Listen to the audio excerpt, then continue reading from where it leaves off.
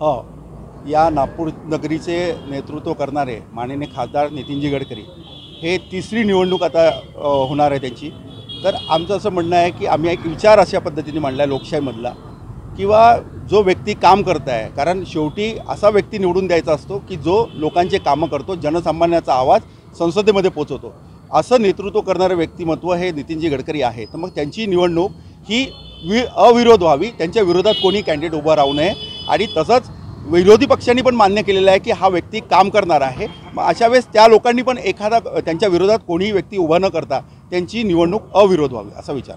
लोकशाहीमध्ये विरोध या वाईट कामाला करण्याचा अधिकार असतो आणि तो केलाही पाहिजे, पण जेव्हा चांगलं काम करताय, विरोधक पण म्हणताय की बा हे यांचं काम चांगलं आहे, तर मग त्यांची निवडणूक व्हावी।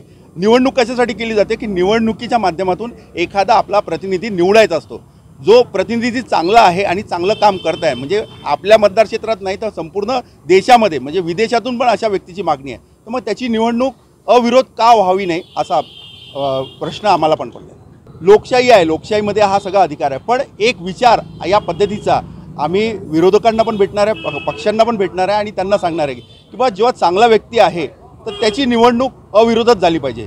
कारण एखादा व्यक्ती समजा चांगलं काम करत असेल आणि त्याच्या विरोधात पुन्हा एखादा कोणी उभं राहत असेल तर ते योग्य नाही, मग त्याचं काम कुठेतरी कमी आहे असं विचार होऊ शकतो। त्याच्यामुळे सगळ्यांना, सगळे जेवढेही पक्ष आहे, म्हणजे जे पक्ष याच्यामध्ये उभे राहणार आहे त्या सगळ्या मोठ्या पक्षापासून तर छोट्या पक्षांपर्यंत सगळ्यांपर्यंत आम्ही आपला विचार मांडणार आहे, कारण विचार मांडणं हा लोकशाहीमधला एक अविभाज्य अंग आहे आणि आपल्याला तो लोकशाहीने दिलेला आहे, म्हणजे संविधानाने दिलेला आहे। त्याच्यामुळे आपलं मत आम्ही मांडणार आहे आणि तो विचार त्यांना पटला तर ते पण या विचारावर ठाम राहतील। निवडणुकीला सामोरं द्यायच्यासाठी म्हणतोय की प्रतिनिधी निवडायचा, त्याच्यासाठी इलेक्शन व्हायचं, जबकि आपल्याला माहिती आहे की चांगला प्रतिनिधी आहे, चांगलं काम करत आहे, मग त्यासाठी निवडणूक प्रक्रिया कशाला करायची? या निवडणूक प्रक्रियेचा त्रास जो आहे, म्हणजे सगळ्या ज्या गोष्टी आहेत त्या थांबतील, त्याच्यामुळे हा विचार आम्ही मांडतो।